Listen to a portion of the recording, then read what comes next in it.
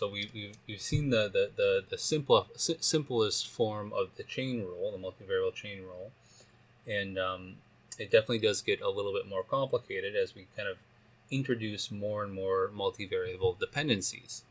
So the next step is going to be considering a multivariable function that depends on more multivariable functions. So the next multivariable chain rule to consider is a multivariable function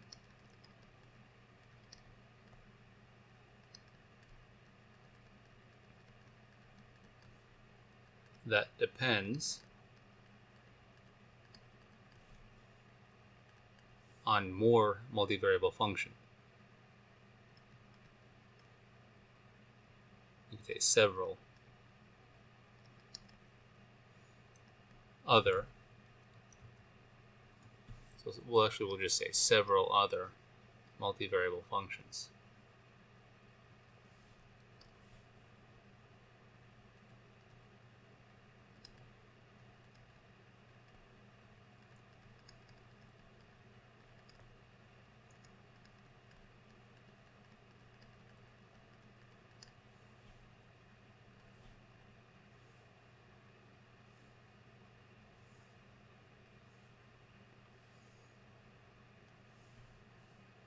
And again, just like the other examples, you can do this in 2D, 3D, any number of variables, but we'll start by just considering the 2D case, where w is some function, the multivariable function, say f of x, y, and we'll say that x is some function, we'll say g of uv, and y is some function h of uv.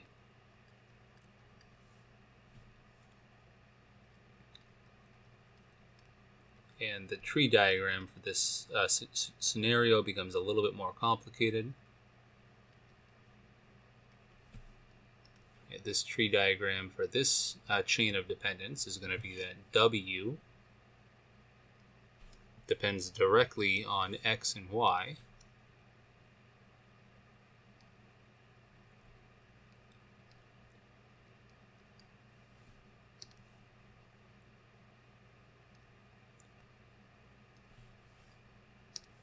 which both depend on u and v through the functions g and h.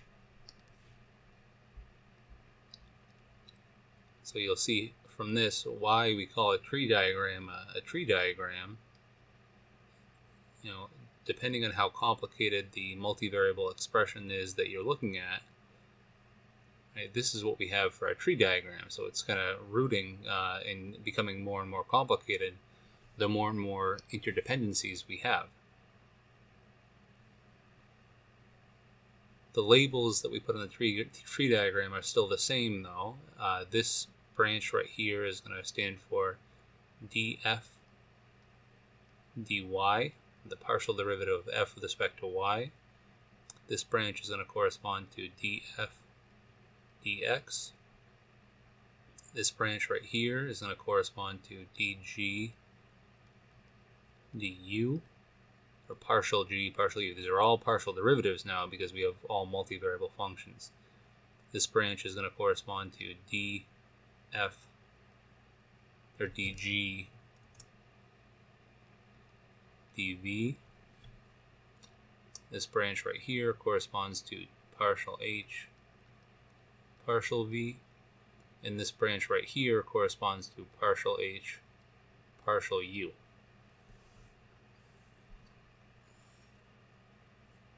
And now we could ask the following two questions. What is the rate of change of w with respect to u? And what is the rate of change of w with respect to v?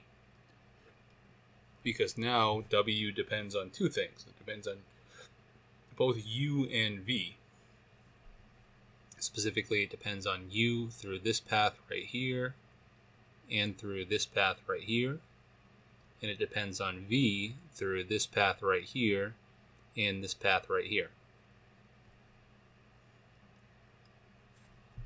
But what's nice is that if you understood the previous multivariable chain rule, so the multivariable chain rule where you have a multivariable function and a whole bunch of single variable functions, the algorithm for going through and getting the correct partial derivative is the same. Right? So when we're looking for the partial derivative of w with dw du, we have to ask ourselves how many different ways does w depend on u. And directly it depends on u through this path right here, and it also depends on u through this path right here. So we apply the single variable chain rule along each of these paths, and we just add the answer together. It's the correct way of doing the multivariable chain rule for this tree diagram. So you can see very clearly that the tree diagram is directly, it's extremely important in calculating the chain rule correctly. So dw du, the partial derivative of w with respect to u for this tree diagram is going to be the partial derivative of f with respect to x times the partial derivative of g with respect to u plus the partial derivative of f with respect to y times the partial derivative of g, or of h with respect to u.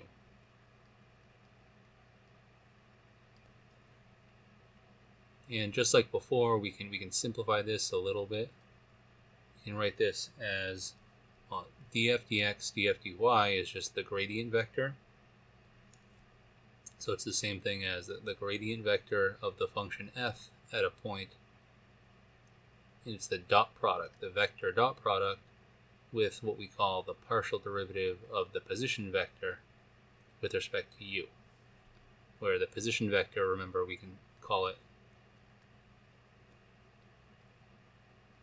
it's xy, and both x and y are functions of u and v. So the x is g of uv, and y is h of uv.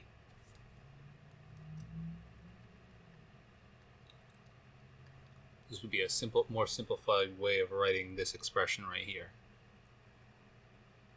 Similarly, for the partial derivative of w with respect to v, w depends on v along this path right here and along this path right here. And I'll underline the red and the blue from before just so that you can kind of see and remember how we're calculating this. We have to sum all possible paths of dependence. So dw dv is going to be df dx times dg dv plus df dy times dh dv, which again is the same thing as the gradient of the function f dot product with dr dv. So this would be the general way in 2D of computing the partial derivative if you have this chain of dependency. You could have a similar scenario in 3D.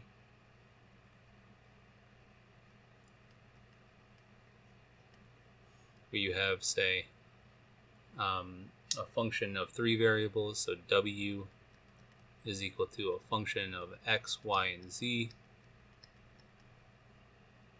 where each one of these is a function of 2 variables, so x, say, is equal to f of uv.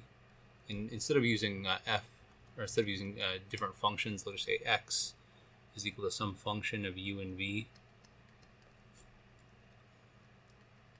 y is equal to some function of u and v, and z is equal to some function of u and v.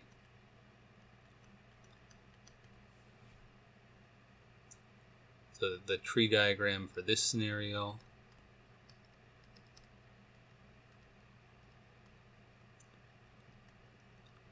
would be that f depends on x, y, and z. Let's make this a little bit bigger. So f depends on x, y, and z.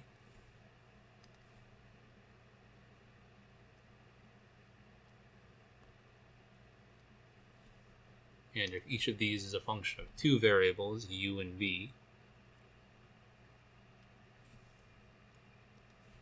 you have that x depends on u and v, y depends on u and v, and z depends on u and v. The z depends on u, and it depends on v. This would be the correct tree diagram for this scenario. And if you want, you can go through and put in those labels just like before. And in the slides, my lecture slides, I have the labels put in as well.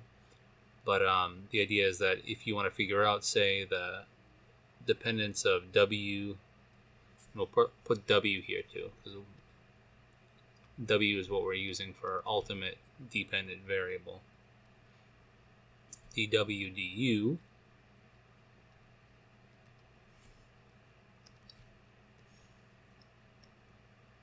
is going to be equal to all paths of dependency. So there are w depends on u through x, w depends on u through y, so through this path right here, and w depends on u through z. So there's going to be three terms, the sum of three terms. Dependence of w on u with respect to x is going to be df dx times dx du. That's this red dependence right here. Df, next term is going to be df dy times dy du plus, that's the blue dependence, plus df dz times dz du, or partial z partial u, which again is now the gradient vector in 3D, dot product with dr du,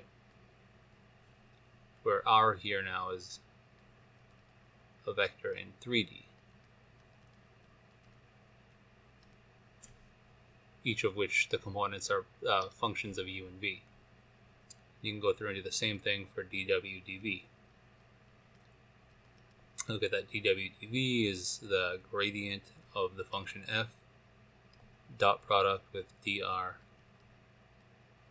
dv, or partial r partial v. So this is a very, very powerful method. You can even do this if you have a function of three variables of another function of three variables.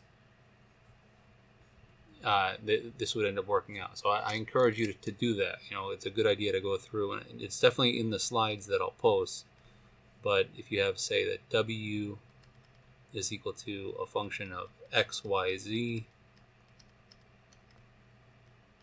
and x is a function of, we'll say, maybe it's a function of r, s, and t. Y is a function of r, s, and t. And z is a function of r, s, and t.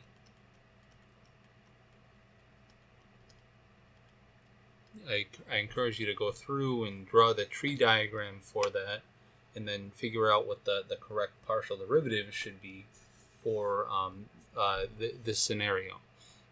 It'd be a good exercise.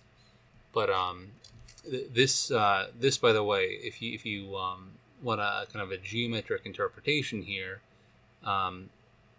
whenever you have the x coordinate, the y coordinate, and the z coordinate are given by two parameters, you have what's called a parametric surface. Just like before, we have in 2D or in 3D as well, if they're all functions of a single variable, you have a parametric curve. This is what's called a parametric surface. So very often what we can do is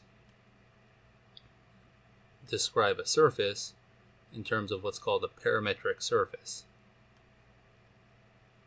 where points on the surface, maybe it's a level surface, are given by the position vector, the x, y, and z coordinate as a function of the parameters of the surface.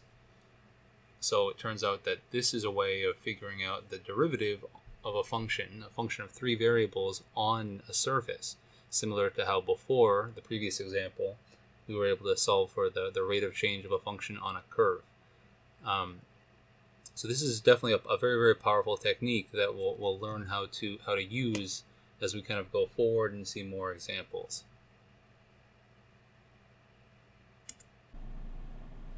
And so you might be asking yourself right now, when am I ever going to need the derivative of some function on a surface or tangent to a surface? Just like you could wonder the same thing about the previous example that I went over for the simpler case of a function on a curve. And the answer is really all the time.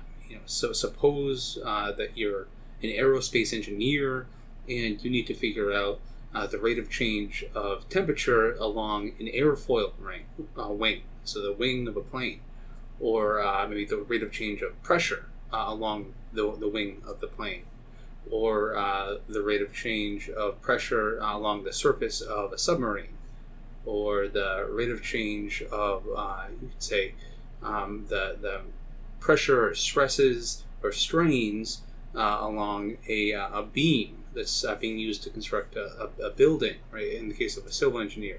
So the idea is that there are really many, many, many physical examples, uncountably many physical examples of where this idea is super important. You have multiple different changing quantities, and you need to correctly consider the relative rates of change of each one of these quantities. And so what I'm going to do now is go over sort of like a one-step up generalization of the curve example that we previously considered. So you remember we did the rate of change of temperature tangent to a curve that's immersed in some temperature field.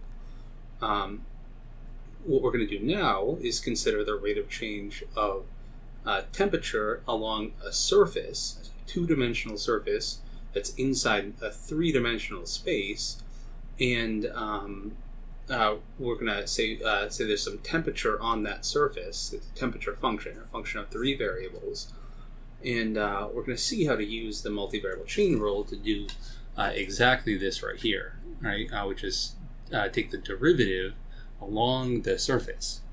And what I'm going to do is consider a relatively simple surface and a relatively simple function, just like I did for the previous example of temperature along a curve. But in principle, the idea here is that this can be applied, right, in general to, say, in SolidWorks or in other, when you're modeling real-world objects and real-world surfaces, that calculus doesn't change. And this is what's so nice about it. So let's go through and take a look at this. So specifically, I'm going to solve for the rate of change of temperature along, and we choose a relatively simple temperature function.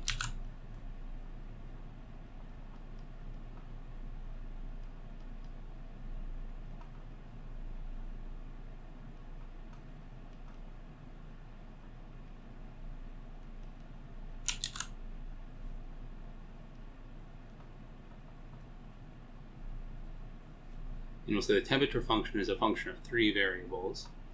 So let's say f of x, y, and z. Specifically, we'll use the example function negative x squared plus y squared plus z squared, which the level surfaces of which we know are going to be hyperboloids, right? So this is going to be relatively straightforward to visualize how this function is changing in three-dimensional space. We can kind of verify the results that we've just obtained. And specifically, we're going to solve for the rate of change in temperature in the directions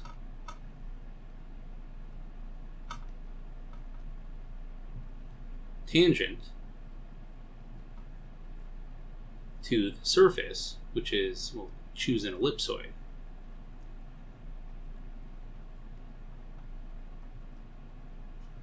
And we'll choose a specific example ellipsoid with relatively simple values of A, B, and C,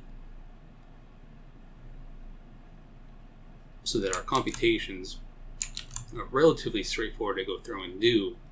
And you can see that what we're getting is working out very nicely. This is the ellipsoid. Remember, an ellipsoid is kind of like a football shape from our level surfaces from before.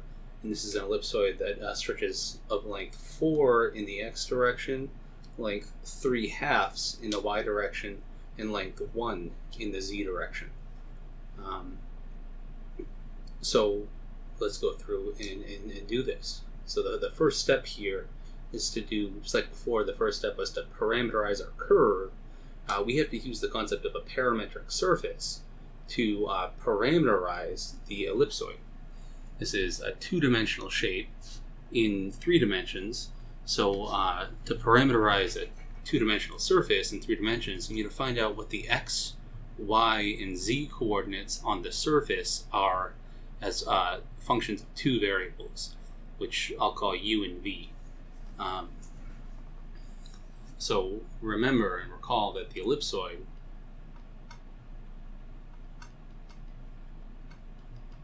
and I'll do this in general to show you how to do parameterize a general ellipsoid.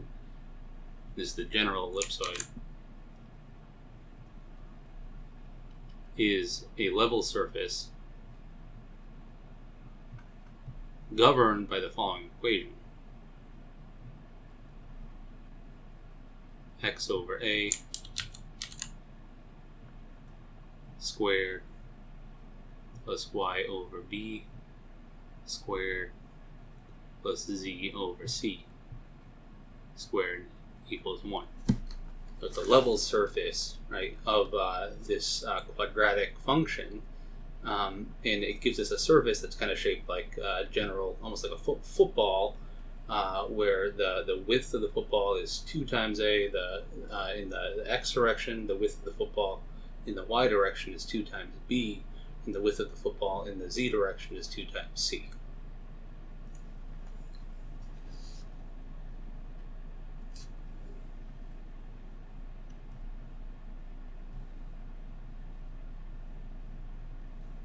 So I will draw a little picture here just to kind of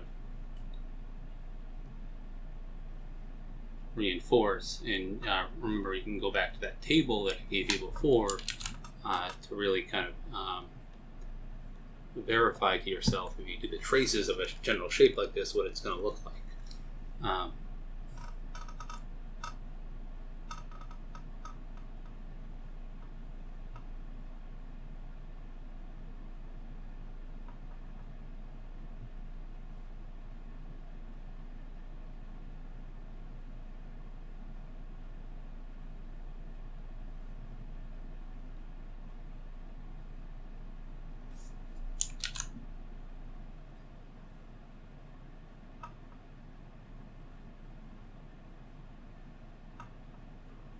But this is, in general, what our ellipsoid is going to look like for any values of a, b, and c, where this distance right here is a, this distance right here is b, and this distance right here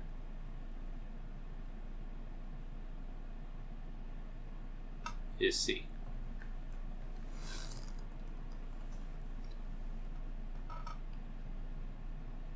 And the dotted curves here are just the traces at 0 for this shape. So I'm going to give myself a little bit more room here with these traces so that I can kind of explain how we parameterize this shape. So for a general surface, parameterization is not the easiest thing to do. There are methods that you can use for more general, more complicated surfaces, but luckily the ellipsoid has relatively nice parameterization. And I'm not going to derive this right now, but I will explain it a little bit more in detail a little bit later on in the course when we get to what's called a spherical coordinate system in 3D. This is when I'll go through and really kind of derive this new coordinate system, and in turn parameterizations that are based on it. The main thing that you need to know, physically speaking, is that to parameterize an ellipse, we're using something that's similar to what's called spherical coordinates, and we're going to parameterize the ellipse by the angles from the z-axis and the x-axis. So every point on the ellipse can be given by a unique combination of these two angles. And I will call these two angles u and v, in line with the previous discussion on the chain rule.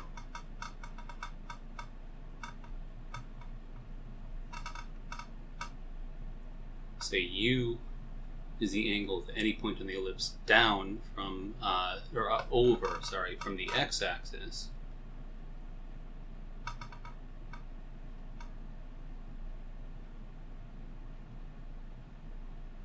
You can think of this like theta from polar coordinates. It's actually exactly equal to the theta from polar coordinates. And if I draw a picture here of a general point on the ellipse, or put a point on the ellipse somewhere, maybe I'll put it a little bit further out, right here. You can go down, construct its intersection with the xy plane, and figure out that angle right there. And we'll also use v, which is the angle that's subtended down to the point, or the angle down to this point from the z-axis. And this is what you would get if you, say, draw a straight line out to this point on the ellipse. It's from the origin, and you measure that angle. So this angle right here is given by v, and this angle right here is given by u.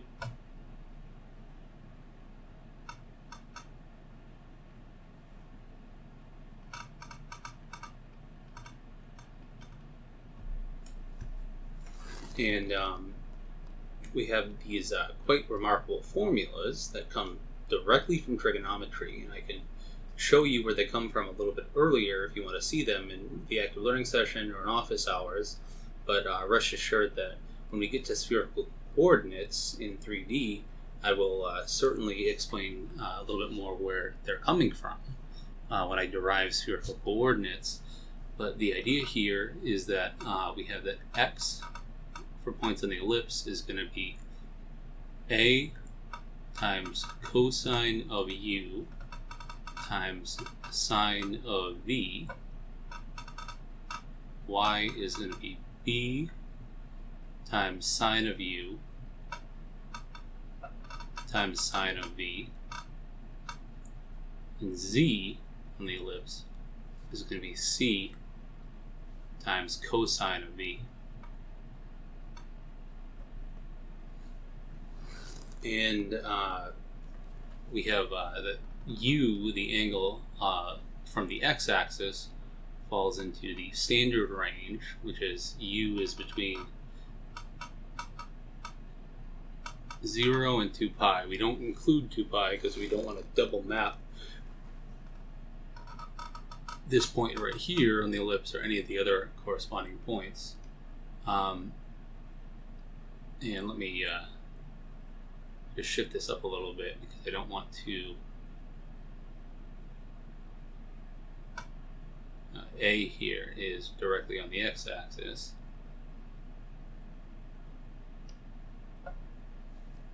In V, right, this angle down from the z-axis, in order to describe all of the points on the ellipse, we only have to go from 0 to 180 degrees, or 0 to pi. And for any u and v in these two intervals, if you plug in to the formula for x, y, and z here, you will get a point that is on this ellipse that has a length of 2a along x, 2b along y, and 2c along the z-axis. And again, like I said, I'm not going to derive this parameterization or these formulas. I will show you a little bit later on in the course where they're coming from, and it's really just geometry though. So if you use some trigonometry here, you can very easily show each one of these formulas holds. And if you don't believe that this is the parameterization for the ellipse, I encourage you to take each one of these formulas and directly plug it into this equation, which we know from traces is the equation of an ellipse with these parameters. Plugging x in, this formula in right here for x, this formula in for y, and this formula in for z will always, for any value of u and v, satisfy this equation. And it actually is kind of a really cool thing to go through and show, to verify to yourself. It ends up being true because sine squared plus cosine squared of any angle is 1. And if you plug in and kind of simplify, you'll see that holds. It's a really good exercise, and I highly encourage you to do it just to check that what we're doing here makes sense. So like I said, the main thing that we're going to need here is this parameterization, and I will explain this a little bit later on in the course. But for now, I just want to demonstrate the multivariable chain rule and how useful it is for, and I shouldn't even just say useful, it's how necessary it is if you want to, say, compute the rate of change of some quantity along a surface, which has innumerable applications. So according to this parameterization then for our problem, for the specific ellipsoid that we're considering, we have that x is going to be equal to a times cosine of u times sine of v. So it'll be 2 times cosine of u times sine of v.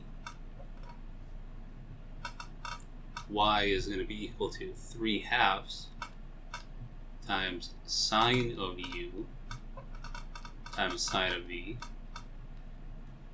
And z is going to be equal to cosine of v.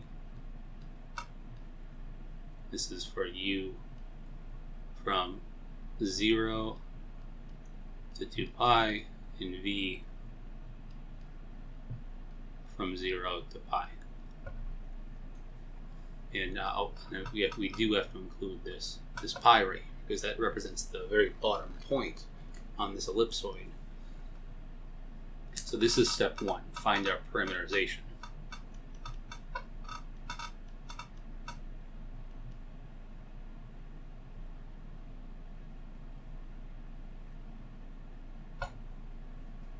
And also included in step 1, because you remember the formulas that we showed earlier, that we derived earlier, this corresponds to this tree diagram right here. So we're going to need all of the partial derivatives of x with respect to u for the u partial derivative of temperature, and all the derivatives of r with the position vector with respect to v as well, to find the v partial derivative of temperature.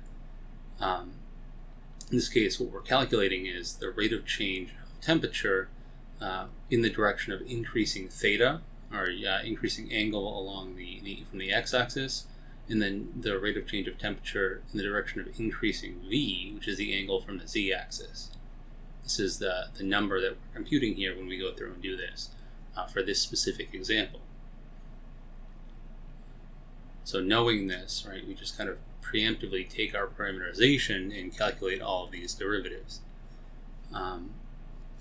And you can do this at any point, but the visualization of this that I'll show after we've done all of our computations, I've chosen a very specific point which corresponds to an angle of pi over 4 from the x-axis, or pi over 4 from the z-axis. So we're specifically looking at the point r0 in the following calculations, where r0 is going to be x of pi over 4, pi over 4, y of pi over 4, pi over 4, and z of pi over 4, pi over 4.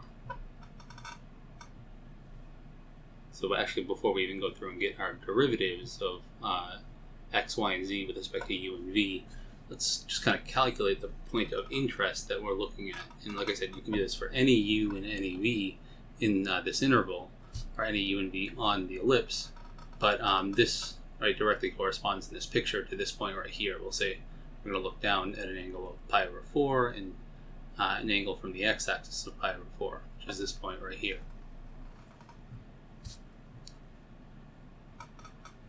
So when you plug into the parameterization, this gives you 2 cosine of pi over 4, sine of pi over 4, 3/2, sine of pi over 4, sine of pi over 4, and just cosine of pi over 4.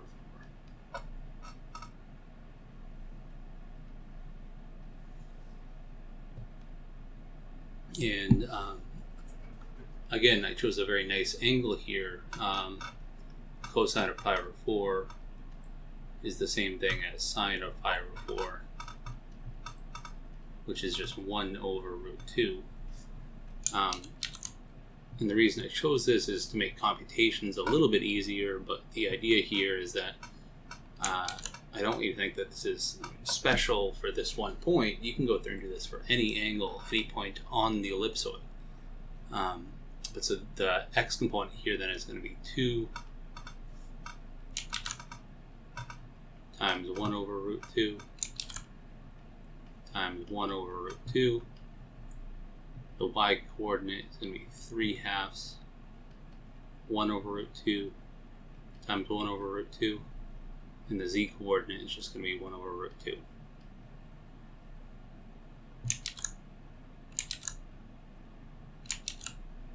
So in the example below, this is the point R0 that I will be doing all my calculations at, but I want to really emphasize that there's nothing special about this point. You could very easily choose any other point on the ellipsoid that you want to do this process at. So our R0, we kind of simplify it down and simplify each one of the coordinates, is going to be 2 over 2, which is just 1, 3/2 over 2, which is 3/4, and the z component is just 1 over root 2.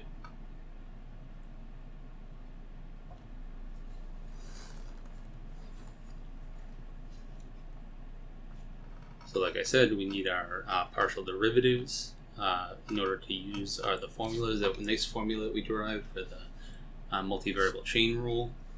And this is going to be given by, say, dx du. X partial derivative with respect to u is going to be negative 2 sine of u times sine of v. dy du is going to be 3/2 cosine of u sine of v, and dz du is going to be 0 by the partial derivative rules applied to each one of these expressions. And we get u partial derivative of each one of these expressions, we fix v, and we just take the u derivative of the u portion of the function for each one of these. And similarly, the v partial derivatives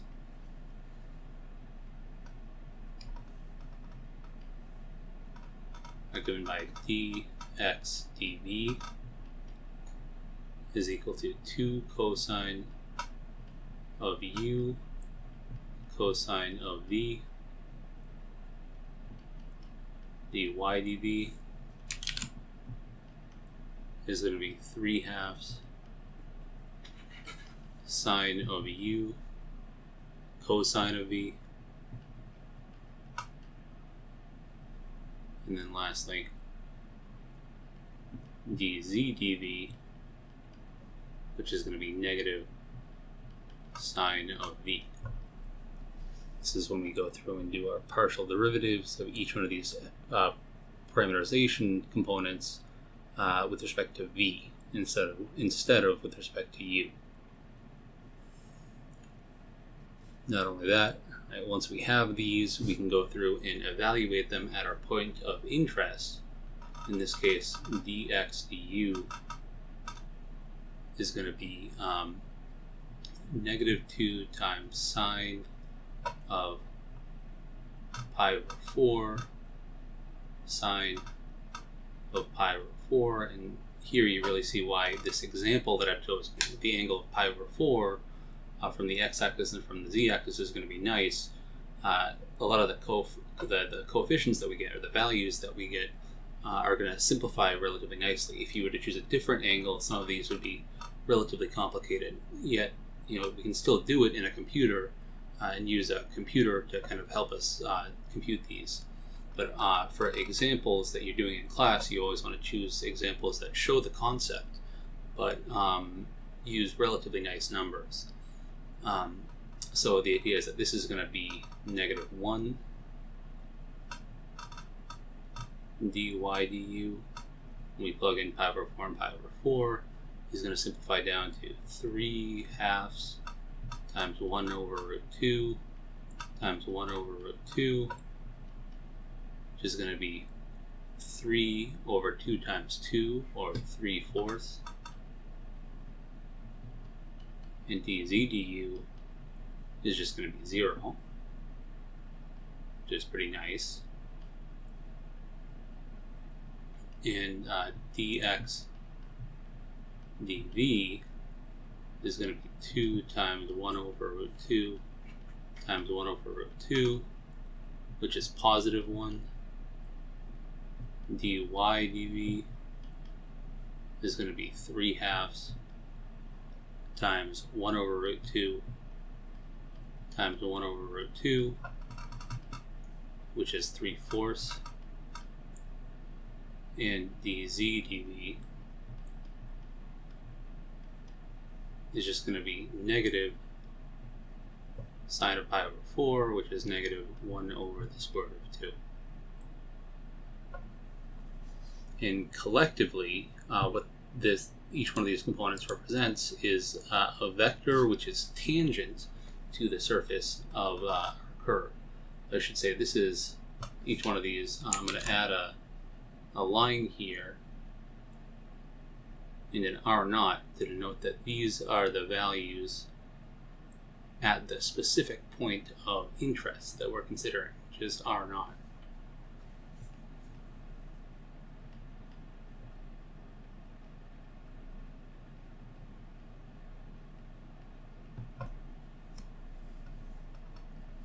But so the tangent vector then in the u direction, or an increasing theta value called Ru, is going to be the vector negative 1 3/4 0. Again, this is at the point R0. And the tangent vector in the v direction, or an increasing value of v, is exactly 1 3/4 negative 1 over the square root of 2. This is also at the point R0. And so this is kind of a very neat geometric interpretation of what the partial derivative of a parametric surface is giving you. But we finished step 1 now, which is parameterizing the surface and finding all of the partial derivatives on that surface at the given point of interest. And now step 2 is to figure out the gradient vector at the point of interest. I've computed here dr du at the point of interest and dr dv at the point of interest. To use these two formulas, now all I need is the gradient vector of f at our point of interest. And just like before, I'll do the general gradient, which is kind of just the process. You first calculate the general gradient and then plug in your point of interest. This is step 2.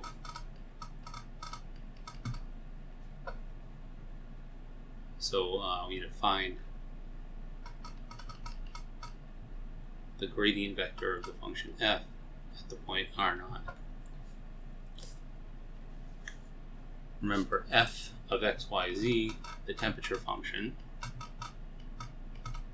in this example is negative x squared plus y squared plus z squared.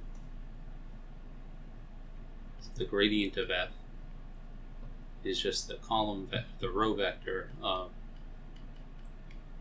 partial derivatives of this multivariable function. In general, this is going to be the vector negative 2x, 2y, and 2z.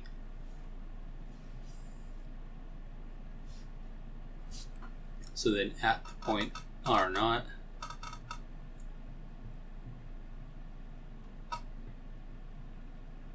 this is going to be equal to negative 2 times the x coordinate, which is 1 at this point r naught, 2 times the y coordinate, which is 3/4, and 2 times the z coordinate, which is 1 over the square root of 2.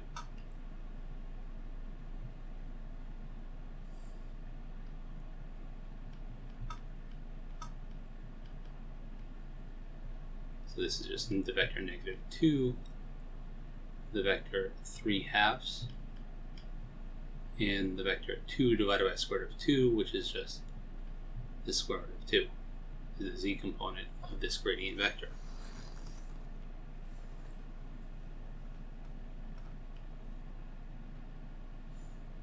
So this is step 2. Step 2 is a little bit simpler typically than step 1, but you really want to do step 2 after you do step 1, because the parameterization is something that you use to find this r naught that you're plugging in, the point of interest.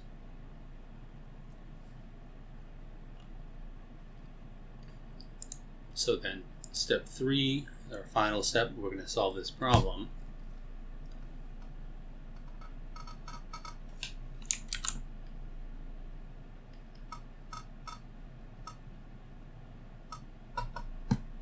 And this is where we set up the composition of functions for our multivariable chain rule. The temperature w, where w is equal to the function f of x, y, z, on the ellipsoid that we describe, is going to be equal to the temperature function with the parameterizations for x, y, and z plugged into it.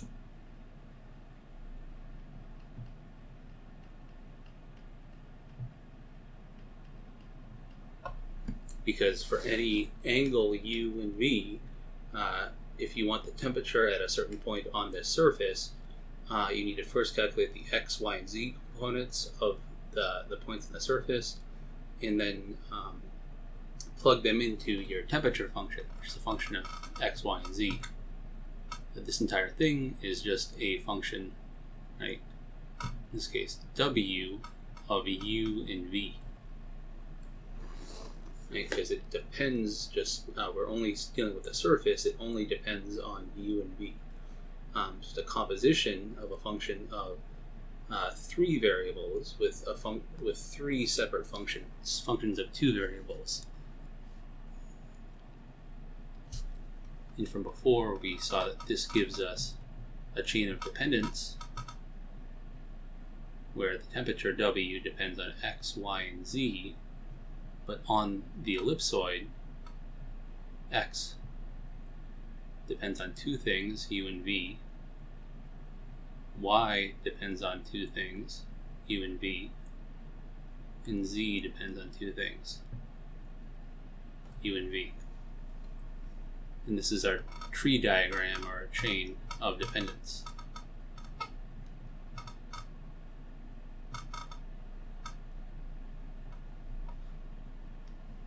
And this is the fundamental thing that you always want to think of and use. You shouldn't say you want to. You have to use when you're going through and using the multivariable chain rule. But from this, we ended up showing very succinctly that the partial derivative of w with respect to u for this chain diagram is going to be the gradient of f, or the x, y, and z derivative of f, all kind of lumped into a row vector, the vector dot product with the partial derivatives of the position vector on the sphere, or on the ellipsoid, on the surface. And each one of these two things has to be evaluated at our point of interest. I encourage you to go through and redo this problem for a separate point, or maybe with a different surface, a different parameterized surface, to test it out and prove to yourself that what we're doing here makes sense. And then this dw du is the rate of change of w with respect to u at the point r0.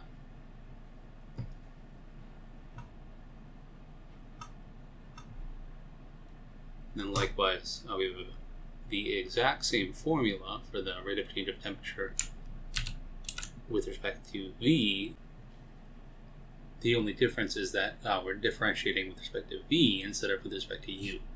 But what's nice here is that we've already computed all of the vectors that we need, and this is kind of what's neat and nice about splitting up this process into 3 separate steps. We can just kind of go through and really just use the computations that we've already completed to calculate these values. So sure enough, you then have that dw du, or the rate of change of temperature with respect to the angle theta, the angle from the x-axis, at this point r0, is directly equal to the gradient of f at r0, which is the vector -2 3/2 square root of 2, vector dot product with the derivative tangent to the angle u, or the tangent vector in the increasing u direction along our surface, which we calculated to be -1 3/4 0. Remember, these are just the partial derivatives of x, y, and z with respect to angle u at the point where u equals pi/4 and theta, and v equals pi/4. So all of these values would necessarily be changing if we say change the angle or change the parameterization. These values would also be changing, right, if we change the angle or the parameterization, because the gradient vector would be changing as well. But so this is going to be, from our rules for the vector dot product, -2 times -1 plus 3/2 times 3/4 plus square root of 2 times 0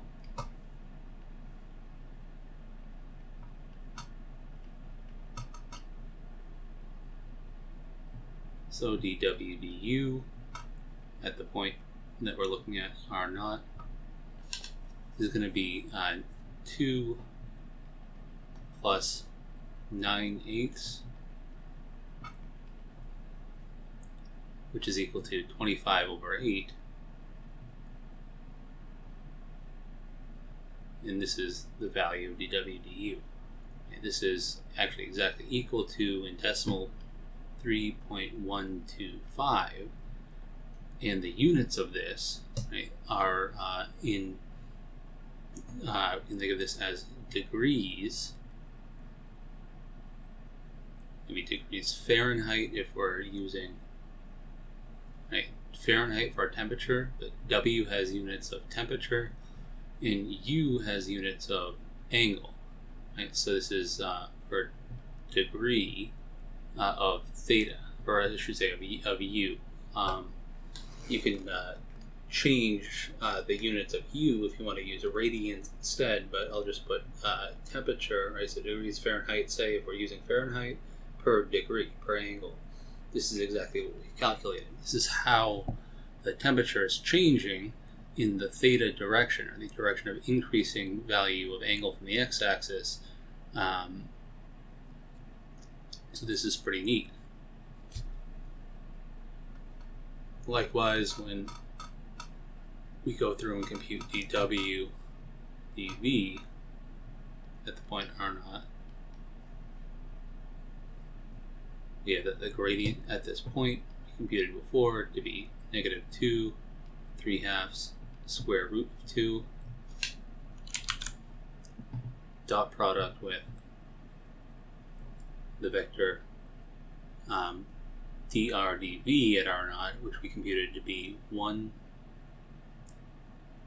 3/4 and -1 over square root of 2.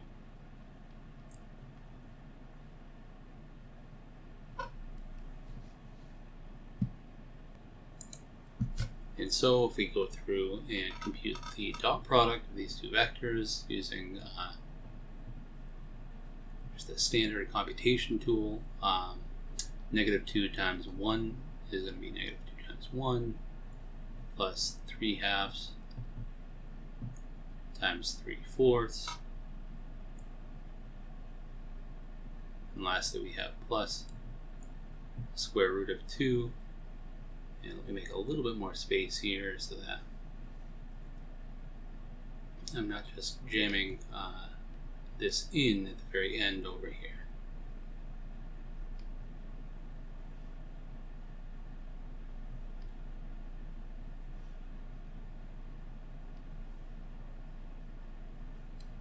So it's square root of 2 times -1 over the square root of 2.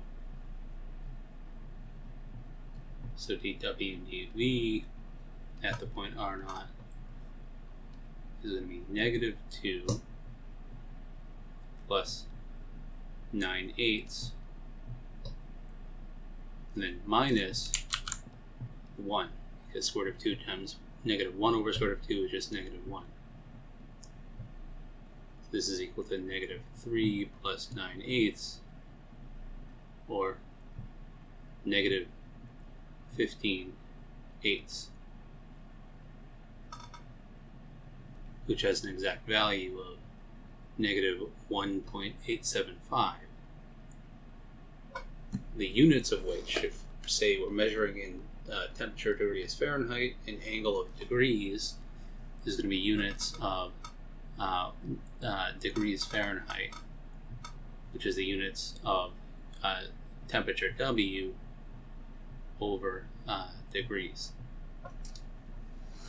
And that's what this is saying. It's saying that for every degree that we increase, the value negative, or the rate of change of this function is going to be -1.875 tangentially to the ellipsoid. Same thing for this value right here. And this is really cool that we were able to go through and do this, because it shows a direct physical, nice application of the chain rule. And not only that, we can go through and very nicely visualize this. So I wrote some Python code to directly go through and do that for us and show that what we're doing makes a lot of sense. So I'll just open up my Python code, here's my Python code, and I'll run it to go through and get this plot. And this is what it looks like. So here you see it's a plot of the ellipsoid, which is this kind of football-shaped surface right here. And this ellipsoid has the parameters that we're looking at in this problem. I've plotted out the point of interest as well. This is R0 right here, which is at an angle of pi/4 down from the z-axis, and at an angle of pi/4 from the x-axis right here as well. So you can see the point of interest. Now, this ellipsoid is a surface that's in three-dimensional space, and specifically it's in the field, temperature field, governed by the function negative x squared plus y squared plus z squared. So to visualize that, I did a level surface density plot, right, in 3D, showing the level surfaces of this function, the function negative x squared plus y squared plus z squared. And that's these, the cone here and the hyperbolas. You see there's hyperbola of one sheet right here, and this is the idea is that this function is going to have hyperbolic level curves, or hyperboloids, for its level curves. And the level curves are directly telling us how the function's behaving in three-dimensional space. You could also do a point density plot as well in 3D. But this color bar right here, which is like from light blue to light red, is showing how the function itself is behaving in three-dimensional space. The arrows that I plotted here, just like in 2D, I plotted the gradient vector field. These black arrows everywhere are the gradient vector field at each given point. So this is actually showing a very important thing that we'll prove. Right? We're going to prove that the gradient vector always points in the direction of fastest increase of a function. We'll prove this when we get to the directional derivative, but it always points in the direction of fastest increase of a given function in any dimension.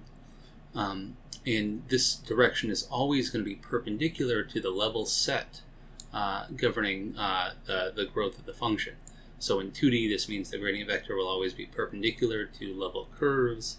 In 3D, this means the gradient will always be perpendicular to level surfaces. Right? And we can very clearly see that. If you take any one of these level surfaces, these are directly giving surfaces for which the gradient vector at every point is perpendicular to it. Which makes sense because the level surfaces are surfaces on which the function is constant. So getting back to our problem here, I also want to explain on this ellipse, I've colored the ellipsoid here with a different color map just so we can really see the change of the function on the ellipsoid, because this is really what we're interested in this problem. And it's called the jet color map, or from kind of like a rainbow from dark blue to dark red. And the idea here is that you can clearly see that it's the value of the temperature is changing on this ellipsoid, but it's changing correctly with respect to this three-dimensional function, the function negative x squared plus y squared plus z squared. And lastly, at this point, or not, just x naught, y naught, z naught, I made a bigger gradient vector. So I plotted the actual gradient vector at that point, because this is the vector that we calculated. That's this black vector right here. And I also plotted the tangent vectors, or the derivative of the position on the ellipsoid. This is the green vector here. Light green is the partial derivative of the position vector on the ellipsoid with respect to u. So that's that ru, dr du. And this orange vector right here is dr dv. And you can really clearly see that if we kind of rotate this down. If you are increasing your v value, or the angle from the z-axis, this vector is tangent to the surface at this point in the direction of increasing v. And likewise, if you measure the angle from the x-axis, u, theta, this green vector is tangent to this ellipsoid in the direction of increasing theta. And what we expect, looking at this, is that in the direction of dr du, or increasing theta, we expect the rate of change of this function to be positive, which is exactly what we obtained. We obtained the exact value that gives the rate of change of temperature at this point in this direction for this example. And not only that, we also obtained the rate of change of temperature in the direction of increasing v, which is the rate of change of temperature at this point in this direction right here. So in the direction of dr dv, which you can very clearly see from this picture should be negative. And this is exactly what we obtained. So I think this is a very, very cool, very neat example, really showing the power of what we're doing here. Even though we're considering a relatively simple temperature function and a relatively simple surface, right? The point is that this could very easily be extended to, say, modeling temperature on an airfoil wing, so a very complicated surface in 3 dimensions, and more real-world example. It could be modeling pressures on an airfoil wing, pressures on the surface of, say, a car model, right? For aerodynamic, modeling of fluid flow on cars. Right? There are really endless applications of what we're doing here. If I kind of pull in these cross sections to really kind of just highlight this point and how the field is changing around this point, right, you can very clearly see, right, why the directional derivative in this direction should be negative, or I should say the rate of change in this direction should be negative and the rate of change in this direction should be positive, right? Because this direction is kind of flowing with the gradient field, and this direction is flowing against the gradient field. So I think this is a really neat visualization and a very illustrative example. I also think that it's a particularly well-timed example because at the time of recording this lecture, we're right around the Easter season, and an ellipsoid is kind of like an Easter egg. So I've given you all kind of like a nice little Easter present here, if you will, a nice little Easter egg picture.